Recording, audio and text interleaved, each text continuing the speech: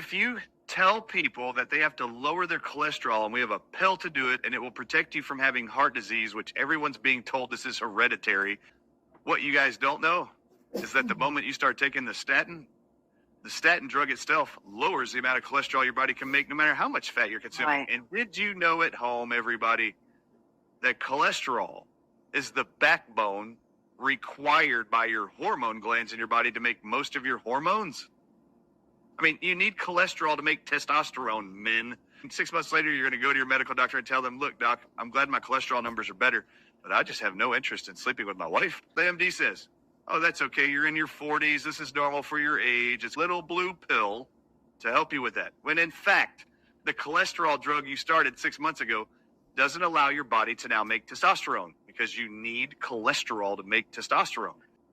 And said fat is bad for you, causes cholesterol to go up, which will cause you to have heart disease and increase your risk of that. Take this pill, you take that pill, now you lower your amount of cholesterol to offset the side effects of the statin drug and the low-fat diet that you're now on. Okay, that's one. Did you know serotonin, the hormone in every male and female's body, needs cholesterol to be made? Right. So now you can't make serotonin. Serotonin is your happy, feel-good hormone. Now you can't make it because you don't have cholesterol to make enough of it. What are you going to report to your medical doctor within 6 months to a year after starting your statin drug? You're going to tell them you're depressed, you're anxious, and guess what your MD's going to tell you? That's okay. This is normal. A lot of people experience this. A lot of people in my practice have this after 6 months of coming in here and getting their cholesterol checked. We put them on this. Antidepressants are still the number one most prescribed drugs on the planet next to cholesterol drugs. Can't you see how that fits in? All right. So what happens when you tell the world to stop eating so much salt? Well, your kidneys take all of your blood and they filter it into urine and they excrete all whatever it is that you don't need in the body. It removes all the excess water out of your body and cleanses the body. Your kidneys have cells inside of them to convert uric acid into urine and filter out your blood so you can urinate.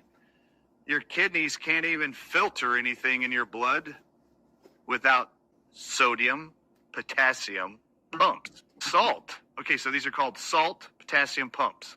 Okay, Yeah. well, your kidneys require salt to even work. Deprive the kidneys of salt, guess what happens to your kidney function?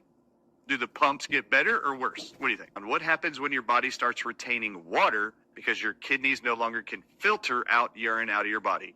Retain it. Will the added water in your body put pressure on your blood vessels and on your heart or reduce it? Yeah, pressure. It increases it. Increased water, increased pressure. If you increase pressure, what's going to happen to your blood pressure?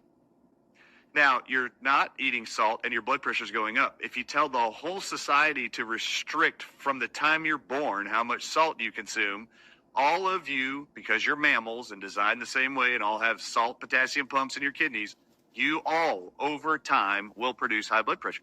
And your medical doctor's got to take your blood pressure and go, oh, your blood pressure's high. We got to actually give you a high blood pressure. And make sure you don't eat salt, Mary.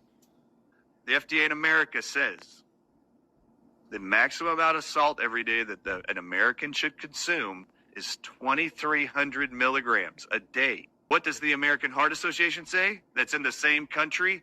It says we do not agree with the FDA's salt amount. They believe it should be 1,100 milligrams a day. That's less than half of what the FDA says. How come they don't agree? The Tel Aviv University study in 2016, they published the lowest amount of salt a day that keeps your blood pressure normal, they found in their study, is 6,000 milligrams. Oh, it's 6,000 to 9,000. They even said as you get to 9,000 milligrams, the results of blood pressure were better. What amount of salt is in every saline fluid bag in a hospital? Medical profession knows salt's bad for you. They tell you it's bad for you. An ambulance came to pick you up. Before you get to the hospital, you will have an IV drip of salt water going into your veins. Yeah. Before you even get there. Before a doctor walks in the room, does an EKG or ECG or any other testing on you, they're going to give you salt without question. They know you need salt. Now, why do they know you need salt? Why do they know we need it? Yeah. Because they know everybody on Earth is eating less salt than they need.